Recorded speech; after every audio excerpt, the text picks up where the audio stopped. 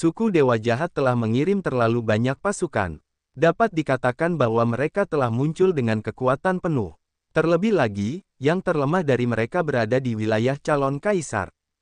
Setidaknya terdapat puluhan juta anggota suku Dewa Jahat calon kaisar, jutaan anggota suku Dewa Jahat alam kaisar yang kosong, dan ratusan ribu anggota alam kaisar sejati.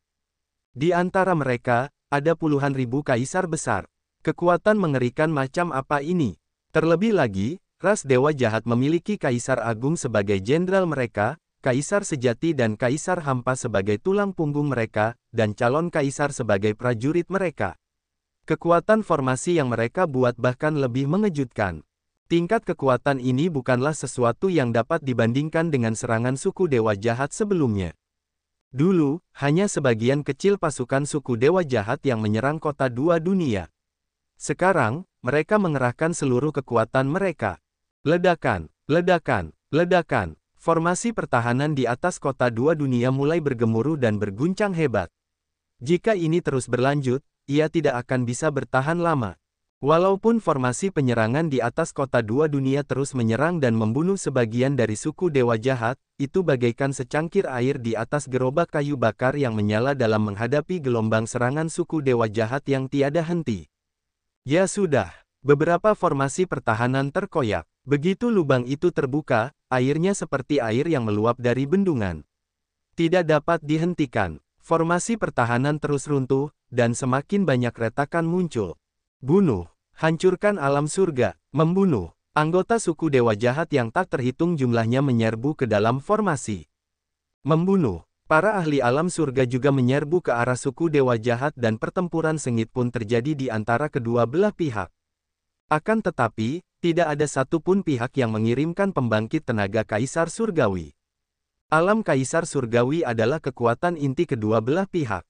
Itu sangat penting. Jika ras Dewa Jahat tidak bergerak, alam surga juga tidak akan bergerak. Jika tidak, jika mereka membunuh ras Dewa Jahat di bawah tahap kaisar surgawi, mereka akan menghabiskan energi mereka dan dibunuh oleh kaisar surgawi sebagai gantinya. Itu akan memengaruhi situasi pertempuran. Pertarungan di kota dua dunia dan kota reruntuhan yang kembali menjadi semakin sengit. Pada akhirnya, formasi pertahanan kedua kota itu runtuh total. Kekuatan-kekuatan dari kedua belah pihak saling bertarung. Kedua belah pihak mengerahkan hampir 100 juta tentara yang bertempur. Pemandangan itu terlalu mengejutkan. Tembok kota dua dunia yang membentang puluhan juta mil itu terbakar dalam kobaran api perang. Banyak orang bertempur, dan teriakan mereka menggetarkan langit. Darah berceceran di mana-mana. Dengan darahku, aku akan memusnahkan orang luar dan menukarnya dengan kedamaian di alam surga. Seorang pria parubaya dari alam surga mengeluarkan raungan panjang. Dia memiliki basis kultivasi seorang kaisar agung. Pedang panjangnya menyapu dengan kuat, membelah kaisar agung suku Dewa Jahat menjadi dua. Namun, di sisi lain, cahaya yang merusak menembus dan membunuh manusia itu. Situasi seperti itu terjadi di seluruh medan perang. Di medan perang, situasi terus berubah. Setiap saat, banyak orang yang meninggal. Membunuh. Long Chen, Huang Li, Ouyang Wushuang, Lu Xiangxiang, Ouyang Moli, Huang Li, dan yang lainnya berkumpul bersama dan membentuk formasi.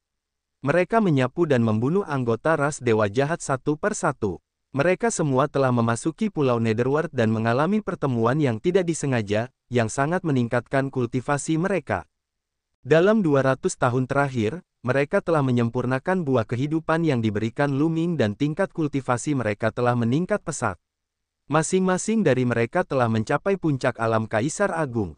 Dengan begitu banyak dari mereka yang bekerja sama dan membentuk formasi, mereka tak terkalahkan. Kemanapun mereka pergi, anggota ras Dewa Jahat terbunuh. Tidak lama kemudian, mereka telah membunuh lebih dari 1000 anggota ras Dewa Jahat. Di dunia Dewa Jahat, leluhur suci non-manusia dan para raja semuanya menyaksikan. Wajah mereka tenang dan tak terganggu. Bagi mereka, tidak peduli berapa banyak anggota ras Dewa Jahat yang berada di bawah tingkat Kaisar Surgawi yang mati, mereka tidak akan peduli. Yang mereka pedulikan adalah apakah mereka akhirnya dapat menghancurkan surga dan berhasil membelah langit. Ini terkait dengan masa depan mereka. Mereka tidak terlalu peduli dengan binatang buas yang eksotis. Di medan perang reruntuhan akhir, pertempuran bahkan lebih sengit. Binatang-binatang aneh dari suku dewa jahat dan binatang-binatang suci dari alam surga sedang bertarung di sini. Binatang-binatang aneh dari suku dewa jahat itu sangat gila dan tak kenal takut. Mereka juga menyebabkan binatang-binatang suci di alam surga menderita kerugian besar. Bentuklah formasi binatang dewa. Sebuah suara terdengar di medan perang. Mengaum, mengaum. Raungan para naga terdengar saat para naga sejati dari klan naga sejati mulai berkumpul dan bersatu untuk membentuk formasi besar. Mereka berubah menjadi naga sejati yang menakutkan dengan aura mengejutkan yang menyapu ke segala arah. Dengan satu raungan, sejumlah besar binatang buas aneh terbunuh. Pada saat yang sama, ras Phoenix, ras Kilin, ras harimau surgawi, ras lembu suci, dan yang lainnya semuanya terbentuk. Formasi besar berubah menjadi burung Phoenix raksasa, Kilin, dan harimau surgawi.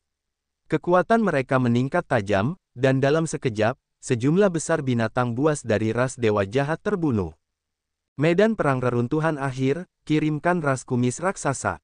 Leluhur dewa non-manusia memerintahkan. Ya, seseorang segera menyebarkan berita itu. Ledakan, ledakan, ledakan. Di depan kota bambu yang kembali, bumi bergemuruh, dan makhluk raksasa muncul di ujung dunia.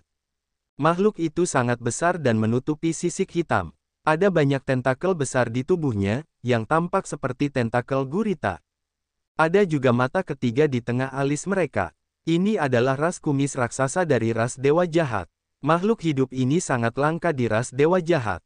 Namun, ketika mereka dewasa, tubuh mereka akan menjadi sangat besar. Ketika mereka berdiri di tanah, mereka benar-benar akan mampu menopang langit dan bumi. Jika Lu Ming ada di sini, dia pasti bisa mengenali bahwa lorong yang dijaga oleh kumbang tanduk panjang Titan telah diserang oleh makhluk semacam ini. Ledakan, ledakan. Anggota klan berjanggut raksasa itu menghentakkan kakinya ke tanah. Setiap kali dia melangkah, tanah akan meledak dan retak. Aura mengerikan mengancam langit dan bumi, menyapu segala arah. Ras kumis raksasa, ras naga sejati, ras Kilin, dan ras Phoenix membentuk formasi besar dan mulai bertarung. Hal ini membuat pertempuran di kota mempertahankan yang kembali menjadi lebih intens. Kota dua dunia, utuslah para pembunuh kaisar surgawi. Leluhur dewa non-manusia diperintahkan. Ya, seseorang segera menyebarkan berita itu. Di luar kota dua dunia, anggota suku dewa jahat berlengan empat menghilang dalam sekejap. Mereka berbaur dengan anggota suku dewa jahat dan menyampaikan ke arah para skeptis alam surga. Kecepatan anggota ras dewa jahat yang pendek dan kecil ini terlalu cepat. Mereka adalah pembunuh alami, dan menggambarkan mereka berada di alam kaisar surgawi. Saat mereka bergerak, naga leluhur segera menyadarinya. Mengirimkan pembangkit listrik kaisar surgawi yang dikenal karena kecepatan mereka untuk menghentikan pembunuh suku dewa jahat. Klan, terlalu panjang perintahnya. Berita itu segera menyebar ke medan perang. Giliranku, kicau-kicau. Di belakang kota dua dunia terdapat para raja surga dari alam surga, dan gelembung ada di antara mereka. Pada saat itu, gelembung-gelembung berteriak kegirangan dan dengan sekejap, dia masuk keluar. Kecepatan gelembung itu sangat cepat. Saat ia melesat keluar, ia sudah berada di medan perang. Kemanapun ia lewat, kekuatan ruang waktu yang mengerikan akan menyelamatkan tubuh beberapa anggota suku dewa jahat. Tubuh anggota suku dewa jahat ini akan segera menua dan mengerutkan kening sebelum akhirnya berubah menjadi kerangka, seolah-olah mereka telah kehilangan waktu mereka. Suara mendesing. Tiba-tiba, cahaya pedang meledak. Seorang klan dewa jahat berlengan empat yang pendek dilindungi keempat bilah tajam itu. Di tangan ke arah menggelembung dengan kecepatan ekstrim. Para ahli di tingkat yang sama tidak akan mampu menyeimbangkan kecepatan ras dewa jahat. Namun, ia menemui gelembung. Aku sudah menemukanmu, ceria. Bubbles mengucapkan dan menghindari serangan lawan dengan sekejap. Kemudian, dia tiba-tiba muncul di belakang lawan, dan dengan lambaian tangannya, dia mencabut kepala lawan. Setelah membunuh kaisar surgawi dari suku pembunuh suku dewa jahat dengan mudah, tubuhnya berkedip dan dia muncul puluhan ribu mil jauhnya. Dia kemudian menekan tangannya ke depan. Di area depannya, segalanya seolah berhenti. Para ahli alam surga dan suku dewa jahat yang berada di tengah pertempuran dilarang untuk tidak bergerak. Pada saat yang sama, sebuah sosok tiba-tiba muncul di kehampaan yang awalnya kosong. Sosok itu adalah anggota suku Dewa Jahat berlengan empat. Pada saat ini, wajah anggota suku Dewa Jahat dipenuhi dengan keterkejutan dan kengerian. Dia bersembunyi di kehampaan, mencoba membunuh para ahli alam surga, tetapi dia dipaksa keluar dari kehampaan oleh gelembung. Selain itu, seluruh tubuhnya telah dikekang oleh kekuatan yang kuat, membuatnya tidak dapat bergerak. Suara mendesing. Saat gelembung itu melesat lewat, tubuh anggota suku Dewa Jahat itu berubah menjadi debu. Wus, wus, wus. Namun, pada saat berikutnya, serangkaian cahaya tajam melesat dari segala arah ke arah Pao Pao dengan kecepatan dan kekuatan yang menakutkan. Saya akan mundur. Meskipun gelembung-gelembung itu surut dengan cepat, ada pula bilah pisau yang mengerikan menebas ke arahnya dari belakang. Jelaslah bahwa pihak lain telah melihat ancaman itu dan telah mengirim beberapa ahli untuk menyerangnya dalam upaya menyingkirkannya. Aduh, tubuh Babel terpotong menjadi dua, lalu berubah menjadi debu dan menghilang. Setelah itu, beberapa anggota suku Dewa Jahat muncul di langit. Ekspresi mereka serius saat melihat sekeliling. Kaca, tiba-tiba, retakan muncul di sekitar mereka. Kemudian, ruang itu mulai berputar dan berubah menjadi sangkar yang menjebak anggota ras Dewa Jahat yang pendek.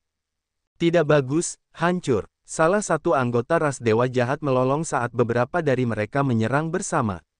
Di tangan mereka, mereka semua memegang bilah melengkung yang sangat tajam, dengan tebasan bilah mereka yang santai, mereka dapat dengan mudah mengiris ruang terpisah. Akan tetapi, mereka tidak dapat menembus ruang yang diciptakan oleh gelembung. Senjata mereka menebas ruang di sekitarnya, menyebabkannya beriak seperti air, tetapi dengan cepat kembali ke keadaan semula. Pembalikan waktu, kau sedang mencari kematian. Pao Pao bergumam pelan sambil melambaikan tangannya terus-menerus. Aura misterius menyelimuti beberapa anggota ras Dewa Jahat. Adegan yang mengejutkan muncul. Aura anggota suku Dewa Jahat melemah dengan cepat, dan penampilan mereka juga berubah dengan cepat. Awalnya, beberapa anggota suku Dewa Jahat tampak setengah baya. Namun, kini mereka tampak semakin muda. Mereka mulai tampak seperti pemuda, lalu tampak seperti remaja. Pada saat yang sama, budidaya mereka juga menurun, visit novel BNCOM untuk tingkat tertinggi. Pada awalnya, itu adalah alam kaisar surgawi, kemudian alam kaisar agung, alam kaisar sejati. Alam kaisar yang hampa, dan akhirnya jatuh kembali ke alam orang bijak bela diri. Ini adalah kemampuan keilahian yang sangat mengerikan yang dapat memutar balik waktu ke musuh dan mengembalikan mereka ke saat dasar matematika mereka masih lemah. Bagi gelembung, orang bijak bela diri bisa dibunuh dengan jentikan tangan. Membayangkan ditekan dengan tangan kecilnya, dan beberapa anggota suku Dewa Jahat berubah menjadi abu. Begitu saja, beberapa anggota ras Dewa Jahat tahap Kaisar Surgawi diledakkan oleh gelembung. Setelah gelembung mencapai tingkat Kaisar Surgawi, kemampuannya menjadi semakin menakjubkan. Kekuatan tempurnya semakin kuat. Tidak ada seorang pun yang selevel di dekatnya yang dapat menandinginya. Pada saat ini, di sisi lain, Huang Ling, Long Chen, Huang Li dan yang lainnya berada dalam bahaya. Mereka membentuk formasi dan menyerang ras Dewa Jahat secara terus-menerus. Tentu saja, mereka menarik perhatian pihak lain. Sudah ada beberapa anggota ras Dewa Jahat pendek yang mengincar mereka. Ci. Cahaya pedang yang sangat tajam tiba-tiba tertutup ke arah Huang Ling dan yang lainnya dengan kekuatan yang mengejutkan. Tidak bagus, itu adalah pembangkit tenaga listrik alam Kaisar Surgawi. Ekspresi mereka berubah drastis. Meskipun mereka semua berada di puncak alam Kaisar Agung, mereka masih jauh dari Kaisar Surgawi.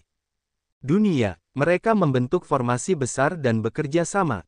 Sebuah perisai besar terbentuk dan diblokir di atas. Kaca, suara tajam yang menusuk mobil terdengar saat cahaya pedang-pedang mengenai perisai. Retakan segera muncul pada perisai sebelum meledak. Pergilah ke neraka. Di angkasa, seorang anggota suku Dewa Jahat bertubuh pendek muncul. Wajahnya ganas dan penuh dengan niat membunuh. Senjata di keempat lengannya tertutup ke arah Huang Ling dan yang lainnya sekali lagi. Membunuh, bunuh, mati. Huang Ling, Long Chen, dan yang lainnya meraung dan menyerang dengan kekuatan tenaga. Mereka menggunakan kartu truf mereka. Namun, mereka masih terlalu jauh dari Kaisar Surgawi. Selain itu, anggota ras dewa jahat yang pendek dan kecil ini bukanlah Kaisar Surga Bintang 1 biasa, tetapi Kaisar Surga Bintang 2. Sialan, sialan, sialan. Pertemuan terus-menerus terdengar saat serangan Huang Ling dan yang lainnya dihancurkan oleh ras dewa jahat yang pendek. Cahaya pedang yang sangat tajam terus tertutup ke arah mereka, ingin membunuh mereka. Pada saat ini, teriakan Phoenix terdengar. Seluruh tubuh Huang Ling bermandikan api, dan dia tampaknya telah berubah menjadi Phoenix surgawi yang abadi. Dia membubung ke langit dan menerkam ke arah serangan Tirk surga dari suku Dewa Jahat. Tidak bagus. Ekspresi Long Chen, Huang Ling, Lu Xiangxiang, dan yang lainnya berubah drastis. Aduh, Huang Ling terkena serangan. Tubuhnya hancur dan berubah kembali ke bentuk manusia. Tubuhnya yang halus hampir terpotong menjadi dua, tetapi ada lapisan aura misterius di tubuhnya. Tubuhnya cepat pulih. Itu adalah gulungan kuno yang tidak bisa dihancurkan.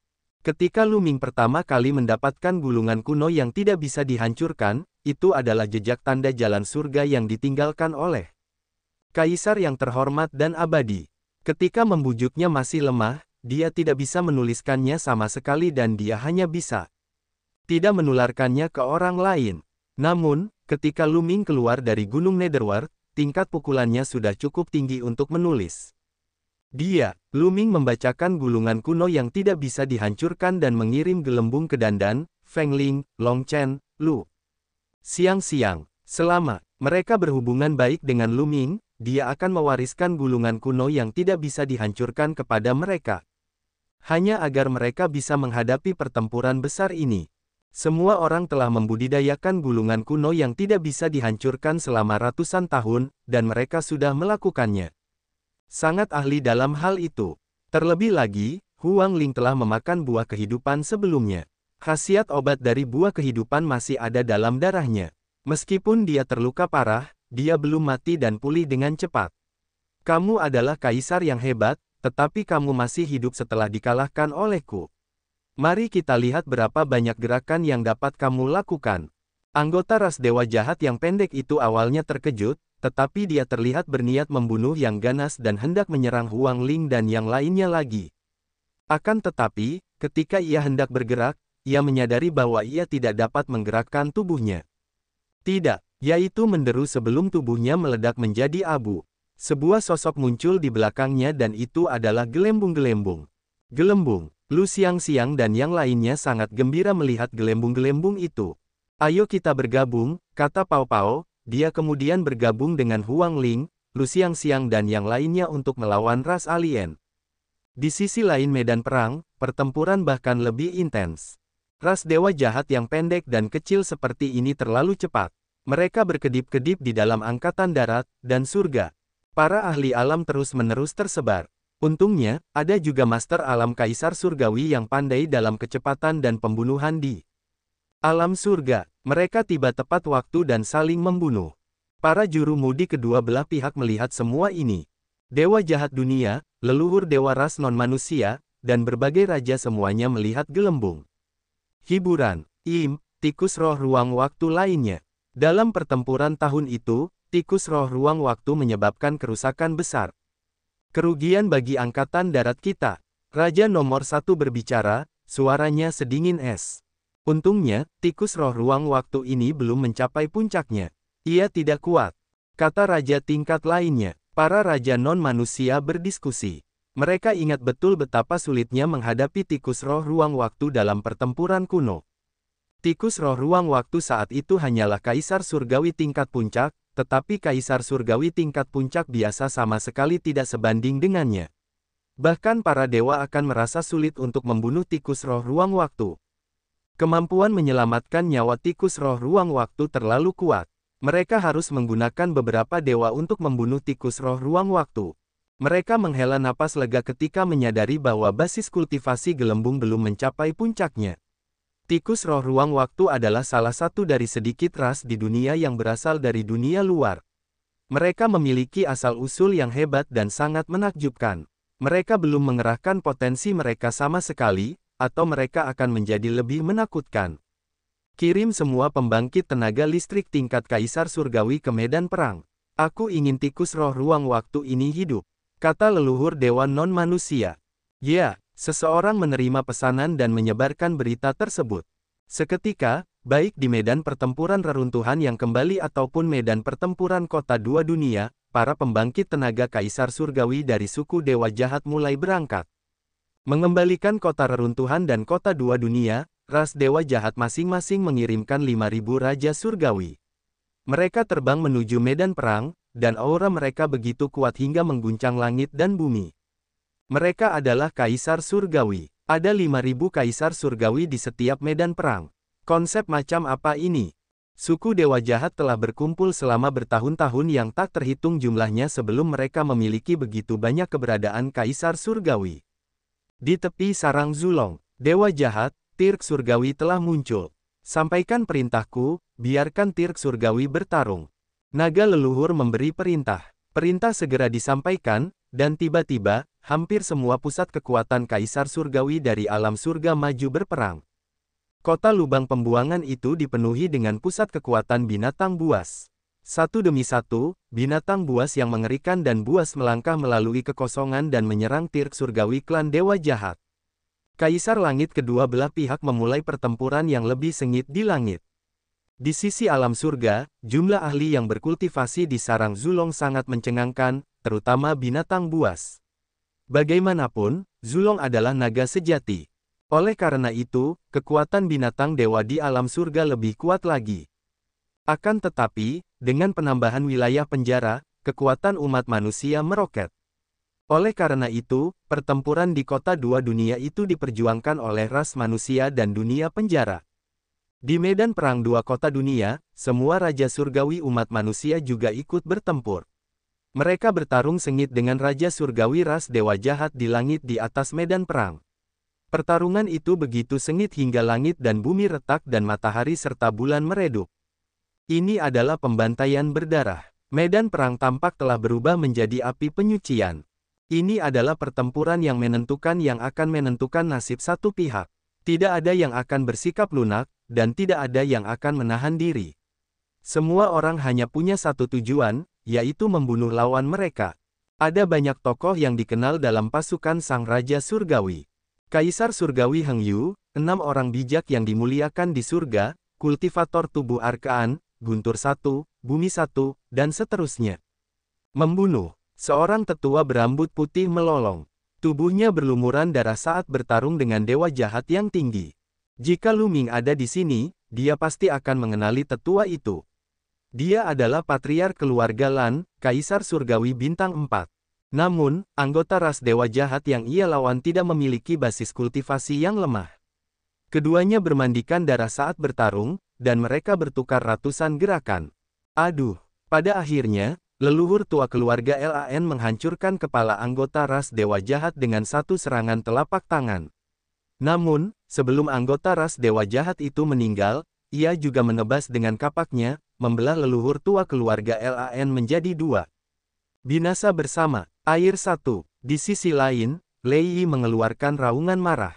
Si air telah terbunuh. Dia telah diledakkan berkeping-keping di udara oleh anggota kerajaan dari suku dewa jahat.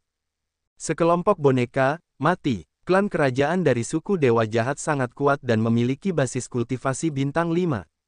Kaisar Surgawi, duduklah sekarang untuk novels baru. Tepat saat dia hendak menyerang Lei Yi dan yang lainnya, cahaya pedang tiba-tiba menyala, dan tubuh anggota kerajaan dari suku dewa jahat membeku. Kemudian, dengan suara keras, dia terbelah menjadi beberapa bagian dan mati di tanah. Titik. Seorang pria parubaya dengan ekspresi dingin muncul. Xuan Luo, Lei Yi mengenali orang ini. Jika Lu Ming ada di sini, dia pasti akan mengenali bahwa orang ini adalah Patriark Xuan Feng, Xuan Xiang, dan lainnya. Jelas, luka-lukanya telah sembuh dan dia memiliki basis kultivasi seorang kaisar surgawi puncak. Ekspresi Xuan Luo dingin saat dia menyerang ke depan.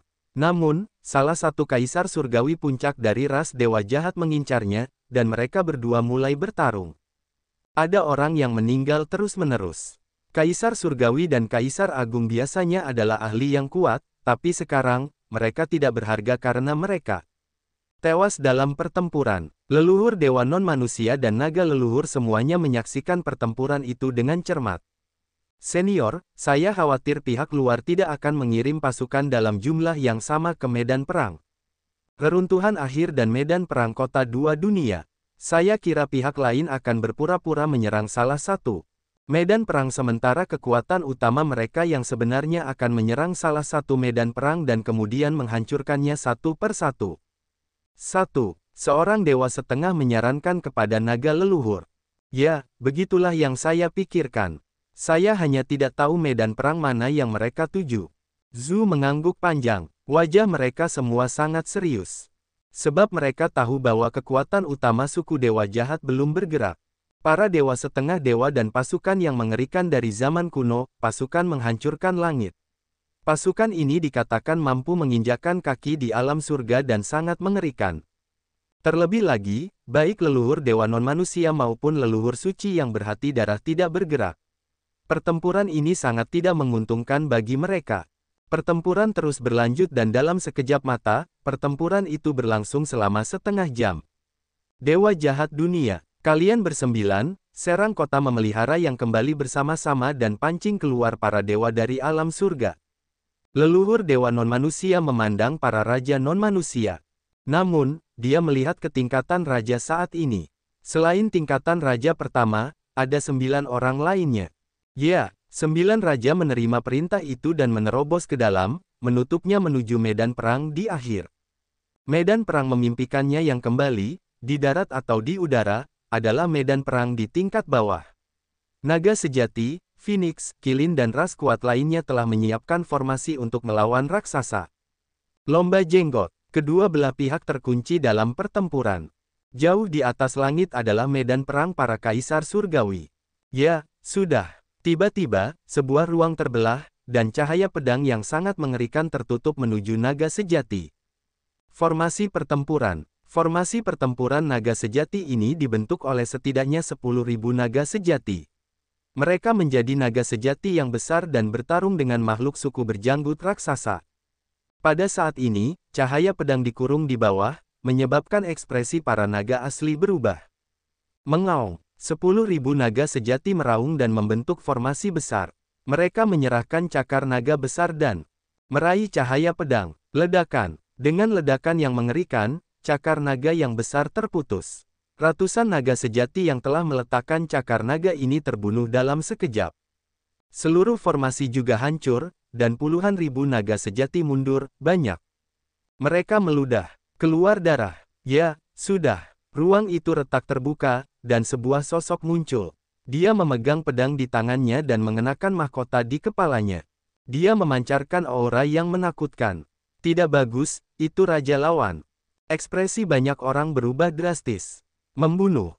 Raja dewa jahat ini sangat dingin.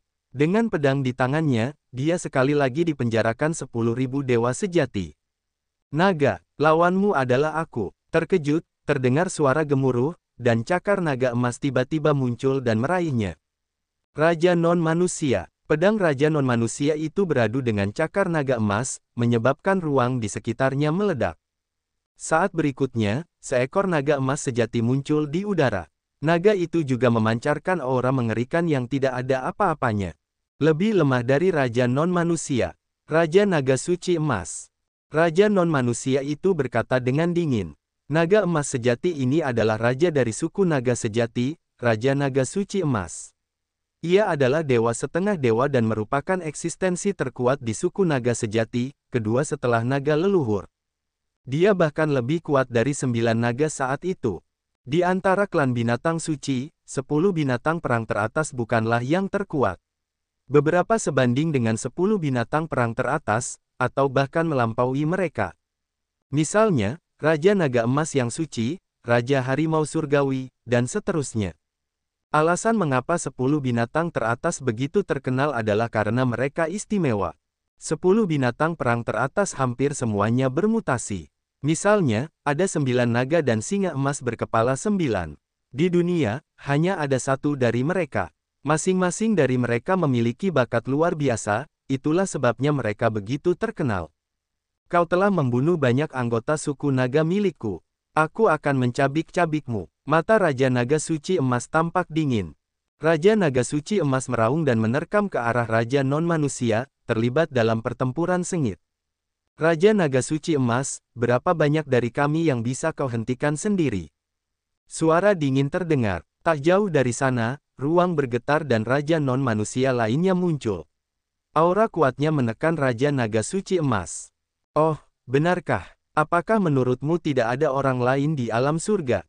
Sebuah suara tajam terdengar. Ruang itu terbuka, dan seekor phoenix besar yang diselimuti api merah terbang keluar. Mengaum. Dengan suara gemuruh, seekor harimau raksasa seukuran gunung muncul di sisi lain. Harimau itu dipenuhi dengan aura yang sangat mengerikan. Raja Phoenix tua, Kaisar Harimau Surgawi, kalian semua ada di sini. Senyum dingin muncul di wajah Raja Non-Manusia itu. Bagus. Mereka tidak mati dalam pertempuran kuno. Kali ini, mereka mati. Suara dingin terdengar. Di samping Raja Non-Manusia, banyak sosok muncul. Aura jahat. Total ada 8 sosok, termasuk sosok yang bertarung dengan Raja Naga Suci Emas, totalnya ada 9 orang. Masing-masing dari mereka mengenakan mahkota dan memiliki aura yang mengguncang bumi. Dengan 9 Raja Non-Manusia yang berkumpul, tidak ada seorang pun yang berani mendekat dalam radius beberapa juta mil, kecuali Kaisar tertinggi Harimau Langit dan Raja Phoenix tua. Mereka yang bertempur dan membunuh secara sadar menjauh dari daerah ini. Mereka semua adalah ahli yang tak tertandingi. Begitu mereka bergerak, dunia akan terbalik. Mereka yang mendekat dan tersapu akan hancur berkeping-keping. Aku tidak menyangka kalian bersembilan ada di sini. Ekspresi wajah Kaisar Harimau Surgawi sangat serius. Apa, hanya ada 3 dari kalian di alam surga? Aku akan menghabisimu hari ini. Laoji novel The End of LB&Com. Salah satu Raja Non-Manusia adalah yang paling cemas dan segera menyerang Raja Phoenix tua. Setelah itu, Raja Non-Manusia lainnya juga bergerak dan bertarung dengan Harimau Langit tertinggi. Kaisar, namun masih ada 6 raja lainnya yang hadir. Hehe, sepertinya orang-orang dari alam surga itu belum datang. Kalau begitu, aku akan mengurus ketiga bajingan ini dulu dan membawa mereka kembali untuk minum bersamaku. Seorang Raja Non-Manusia yang tinggi, dengan rambut ungunya yang berkibar tertiup angin, menyerbu keluar dan menyerang Master Kekaisaran Harimau Surgawi dengan gerakan yang mengerikan. Dia ingin bekerja sama dengan Raja Non-Manusia yang lain untuk menghadapi Kaisar Harimau Langit terlebih dahulu. Namun, pada saat ini, sebuah tombak menembus udara ke arah Raja Non-Manusia ini. Ekspresi sang Raja Non-Manusia berubah, dan dia hanya bisa mengubah gerakannya untuk menangkis tombak itu. Ledakan. Kekosongan itu meledak dan tombak panjang itu bergetar. Seorang pria kekar dengan baju perang melangkah keluar dari kekosongan yang gelap, auranya ganas. 5 elemen, kultivasi Anda. Raja Non-Manusia itu terkejut. Pria kekar berbaju besi itu adalah Kilin 5 elemen, salah satu dari 10 binatang perang teratas. Saat itu, ia hanya memiliki basis kultivasi Kaisar Surgawi Puncak. Namun, sekarang ia adalah seorang setengah dewa. Apa kau terkejut? Aku akan membantaimu hari ini. 5 elemen Kilin sangat mendominasi. Membantaiku? Hahaha, memangnya kenapa kalau kau di sini? Kau akan tetap mati. Raja Non-Manusia itu tertawa. Hitung aku ikut. Dengan suara gemuruh, seekor singa emas raksasa menyerbu dari kejauhan. 9 kepalanya mengeluarkan mangkuk panjang, dan auranya menakutkan. Ia juga seorang dewa setengah. Haha, Kincang, nampaknya kamu juga sudah berhasil. Sambil tertawa keras, muncullah seekor banteng raksasa, auranya dahsyat. Seorang pria setengah baya berdiri di samping banteng raksasa. Itu adalah ulat sutra iblis yang memiliki 9 nyawa. Aura mereka semua telah mencapai alam setengah dewa. Bagaimana mungkin? Bagaimana kalian semua bisa mencapai alam setengah dewa?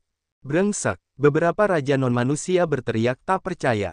Pertama, ada 5 elemen Kilin, lalu singa emas berkepala 9, diikuti oleh Titan Longhorn dan 9 ulat sutra iblis yang hidup. Semuanya adalah dewa setengah dewa. Mereka semua adalah Kaisar Surgawi Puncak di masa lalu. Meskipun puncak Kaisar Surgawi hanya selangkah lagi untuk menjadi dewa setengah. Itu sangat sulit. Untuk melewati langkah ini, para dewa juga memiliki kata, dewa, dalam nama mereka. Dengan seberkas api ilahi, mereka telah melangkah ke tingkat yang sama sekali berbeda, tingkat kehidupan yang lebih tinggi. Makna di baliknya sama sekali berbeda. Ada banyak kaisar yang mencapai puncak di dunia, tetapi jumlah dewa setengah sangat sedikit. Jika hanya ada satu terobosan, itu masih masuk akal. Namun, 5 elemen kilin, kincang, titan longhorn, dan ulat sutra iblis 9 nyawa semuanya telah berhasil menembusnya. Ini mengejutkan. Tak heran jika raja begitu terkejut. Bukankah kamu dulu sangat kuat karena tingkat ketahananmu yang tinggi? Ayo kita bertarung sekarang. Bunuh diri. Kincang meraung saat 9 kepala singanya menyerang raja non-manusia. Pada saat yang sama, kumbang tanduk panjang titan dan ulat sutra iblis 9 nyawa juga menyerang makhluk non-manusia. Raja, dari 9 raja yang bukan manusia, 7 di antaranya memiliki lawan. Hanya 2 yang tersisa. Ayo kita serang dulu dan bunuh mereka bersama-sama. Mata kedua raja non-manusia yang tersisa bersinar dengan cahaya dingin. Mereka akan bergabung untuk membunuh ulat sutra iblis yang sudah mati dan yang lainnya. Pada saat ini, pengungsian di pengungsian meledak. Sebuah gunung besar tiba-tiba muncul dari kehampaan. Gunung itu sangat besar dan menekan salah satu makhluk berjanggut raksasa. Meskipun suku berjanggut raksasa sangat kuat, mereka tetap tidak dapat menahan gunung dan diledakkan menjadi pasta daging. Suara mendesing. Tiba-tiba, sebuah pedang tempur muncul di atas kepala pembudidaya suku jenggot raksasa lainnya dan memotongnya. Setengah. Dalam sekejap mata, 2 anggota suku janggut raksasa yang kuat telah terbunuh. Siapa di sana? Serang diam-diam dari sana. Kamu mencari kematian. Raja kedua sangat marah. Ras berjanggut raksasa adalah senjata perang yang ampuh. Masing-masing dari mereka sangat kuat, tetapi jumlah mereka sedikit. Sekarang setelah doa mereka hilang, hati raja non-manusia itu berdarah. Ledakan, ledakan. Keduanya menyerang pada saat yang sama. Mereka mengulurkan 2 tangan besar dan melesat ke arah kedua senjata itu. Kekosongan di sana langsung hancur. Berdengung, berdengung. Kedua senjata itu bergetar dan menghilang. Pada saat berikutnya, sebuah pedang tempur muncul di atas kepala anggota suku berjanggut raksasa lainnya. Dengan satu tebasan, pedang itu membunuh anggota suku berjanggut raksasa lainnya. Sialan, kau cari kematian. Kedua raja ras bukan manusia itu marah besar. Mereka maju dan menyerang bersama-sama. Daerah itu hancur total, dan ruang itu berkeping-keping. Ayah, kau membuat tuan ketakutan ini setengah mati. Di dalam kegelapan yang gelap, seorang pemuda berusia 17 atau 18 tahun yang mengenakan jubah Tao berteriak dan melompat. Berenang, menghindari serangan para raja bukan manusia. Kalau bukan Dandan, siapa lagi? Kura-kura dewa dunia, kau cari kematian. Kedua raja non-manusia itu mengenali wujud asli Dandan sekilas dan menyerbu ke arahnya. Di sekitar Dandan ada 5-6 senjata, semuanya adalah prajurit Dao Surga. Pada saat ini, dia mendorong dengan kedua tangannya, dan 5 atau 6 prajurit Dao Surga terbang ke arah 2 raja non-manusia itu, saling beradu dengan mereka. Kekosongan itu terus meledak, dan senjata Dandan terlempar kembali. Dasar kura-kura, untung saja kau tidak mati saat itu. Beraninya kau kabur, aku akan memanggangmu hari ini. Seorang raja non-manusia berkata dengan dingin. Asteris cek kamu, dulu aku tidak bisa mengalahkanmu, tapi jangan pikir aku tidak bisa mengalahkanmu sekarang. Kalau aku tidak menginjak wajahmu hari ini, aku tidak akan disebut dewa hantu dunia. Dandan sangat marah dan tubuhnya berubah menjadi seekor kura-kura raksasa. Cangkang kura-kura itu dipenuhi dengan pola-pola aneh dan tampak kuno. Aura mengerikan terpancar dari tubuh Dandan. Demigod, kok bisa? Kamu juga berhasil. Seorang raja non-manusia berteriak tak percaya. Apa yang sedang terjadi? 10 monster pertempuran teratas yang tersisa semuanya telah berhasil menembus alam setengah dewa. Bagaimana ini mungkin? Bunuh. Aku akan membunuhmu. Dandan tertawa keras. Tubuhnya sangat besar, tetapi kecepatannya mencengangkan. Kedua cakar kura-kuranya menepis, dan simbol-simbol yang tak terhitung jumlahnya memenuhi udara, saling terkait untuk membentuk serangan yang mengerikan. Jadi bagaimana jika aku berhasil? Aku akan tetap mati. Kedua raja ras non-manusia itu menampakkan ekspresi ganas dan menyerang Dandan secara bersamaan. Mereka ingin membunuhnya bersama-sama. Ledakan, ledakan. Sebuah ledakan dahsyat terdengar dan kekosongan meledak. Tubuh besar Dandan mundur, tetapi 2 raja non-manusia juga mundur. Mereka sama-sama seimbang. Ekspresi kedua raja non-manusia itu sangat jelek, dan mereka juga sangat terkejut. Kekuatan tempur Dan begitu kuat sehingga dia bisa bertarung dengan mereka berdua pada saat yang sama. Di alam setengah dewa, biasanya tidak ada banyak perbedaan dalam kekuatan tempur. Mereka hampir setara, sangat sedikit yang bisa lebih kuat dari yang lain. Saat itu, Tirk yang kacau dan Tirk yang abadi lebih kuat daripada dewa setengah dewa biasa, tetapi mereka tetap tidak dapat melawan dua dewa setengah dewa. Di antara suku dewa jahat, hanya raja dari suku kerajaan nomor 1 yang memiliki kecakapan tempur untuk melawan dua dewa setengah. Namun, Dan juga memiliki kekuatan seperti itu. Bagaimana mungkin mereka tidak terkejut? Haba, hanya ini saja yang kau punya. Lagi, Dan tertawa dan menyerang dua raja non-manusia. Kedua belah pihak terlibat dalam pertempuran sengit, dan sulit untuk menentukan pemenangnya. Dengan ini, 9 raja non-manusia semuanya diblokir. Hahaha, bagus. Seorang lelaki kekar di pihak naga leluhur tertawa. Yang lainnya selain naga leluhur juga tertawa. Ini benar-benar kejutan yang menyenangkan. Mereka tidak menyangka Kincang, 5 elemen, kumbang tanduk panjang Titan, dan yang lainnya semuanya menjadi dewa. Awalnya, mereka semua akan pergi dan menghentikan raja non-manusia, tetapi sekarang, mereka dapat menunggu waktu untuk sementara dan berjaga-jaga terhadap metode lain dari ras non-manusia. Hal ini sangat bermanfaat bagi mereka. Mungkinkah ini efek dari buah kehidupan? Ya, kata mereka. Benar sekali. Kali ini, Lu Ming memperoleh banyak buah kehidupan. Aku akan membagikannya kepada kalian dan kelima elemen. Terlebih lagi, Lu Ming masih memiliki beberapa sisa. Dia telah memberikannya kepada Titan, Nine Life, dan sisanya. Oleh karena itu, mereka mengandalkan energi buah kehidupan untuk menerobos kemacetan. Kata Zulong, Lu Ming, kali ini semua berkat dia. Orang lainnya mendesah. Yang lain mengangguk.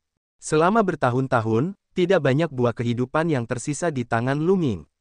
Dia hampir memberikannya kepada orang lain. Namun, semua orang mengerti bahwa ulat sutra iblis 9 kehidupan, Kincang, dan yang lainnya mampu menerobos karena bakat mereka yang luar biasa. Mereka juga telah mengumpulkan cukup banyak selama bertahun-tahun. Itulah sebabnya mereka dapat menerobos dalam sekali jalan dengan bantuan buah kehidupan. Jika Kaisar Surgawi puncak lainnya, mereka mungkin tidak akan mampu menerobos bahkan dengan buah kehidupan. Namun, ini jelas merupakan kejutan yang menyenangkan bagi alam surga. Sebaliknya, suku dewa jahat adalah kebalikannya. Selain leluhur dewa non-manusia, raja dari keluarga kerajaan nomor 1, dan para raja tua semuanya memiliki ekspresi gelap. Bagaimana ini mungkin? Bagaimana mungkin 10 binatang perang teratas semuanya berhasil mencapai tingkat setengah dewa? Raja nomor 1 itu meraung. Dia benar-benar tidak bisa memahaminya. Belum lagi dia, bahkan leluhur dewa non-manusia pun tidak dapat mengetahuinya.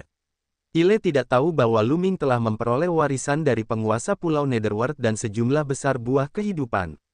Oleh karena itu, wajahnya sangat muram sekarang. Rencana mereka telah terganggu. Rencana awal mereka adalah menggunakan 9 raja non-manusia untuk menyerang reruntuhan medan perang akhir dan memancing para dewa dari alam surga.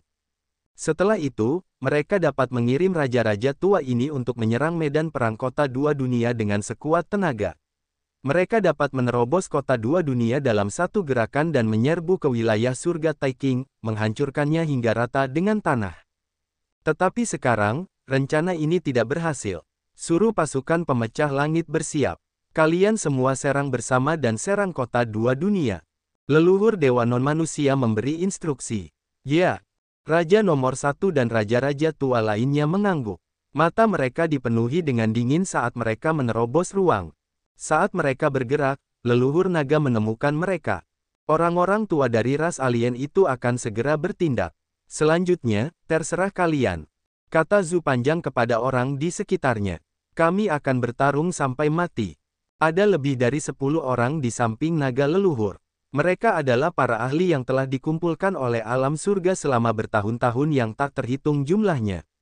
Di antara mereka, tidak hanya mereka yang menguasai sistem nomologi, tetapi juga mereka yang mengolah seni bela diri primordial, jalur iblis primordial, dan jalur menguji primordial tubuh. Dari era primordial, Dan ada pakar dari bidang tertentu penjara. Mereka semua adalah dewa setengah dewa. Mereka melesat menembus angkasa dan muncul di medan perang kota dua dunia pada saat berikutnya. Ya, sudah. Tidak jauh di depan mereka, ruang itu terbuka satu demi satu, dan lebih banyak lagi sosok muncul. Itu adalah Raja nomor 1 dan kelompoknya. Menatap kedua belah pihak, menciptakan percikan cahaya yang cemerlang. Kalian orang-orang tua, banyak dari kalian yang terluka dalam pertempuran kuno. Apakah kalian pikir kalian bisa menghentikan kami? Kata Raja nomor 1 dengan dingin. Coba saja dan Anda akan tahu. Seorang lelaki tua berpakaian karung dari alam surga berkata. Anda berkata, mari kita coba, serang. Raja tingkat pertama langsung menyerang para ahli alam surga. Sisi alam surga juga bergerak dan menyerang ras dewa jahat. Ledakan, ledakan, ledakan yang menggetarkan bumi menggema saat kedua belah pihak saling beradu, menyebabkan ledakan terus-menerus. Raja nomor 1 itu sangat kuat, dan kecakapan pertarungannya jauh di atas para dewa lainnya. Namun, ia juga memiliki musuh. Di sisi alam surga, ada juga makhluk yang kecakapan bertarungnya tidak lebih lemah darinya. Pemberontakan berdaulat, asal-usulmu terluka saat itu. Bagaimana kau bisa pulih ke puncakmu? Raja nomor 1 meraung. Lawannya adalah seorang pria parubaya dengan postur tinggi dan tegap. Pria parubaya itu dikenal sebagai kaisar pemberontak. Pada puncaknya, dia bahkan lebih kuat darinya. Kaisar kekacauan. Namun, selama perang kuno, asal mula pemberontakan adalah pemerintahan yang terhormat. Dia telah mengasingkan diri selama bertahun-tahun. Secara logika, luka-lukanya seharusnya tidak secepat itu. Kalian orang tua juga terluka saat itu, tapi tidakkah kalian pulih? Pemberontakan penguasa yang terhormat tertawa dingin saat ia terus berselisih dengan Raja nomor 1.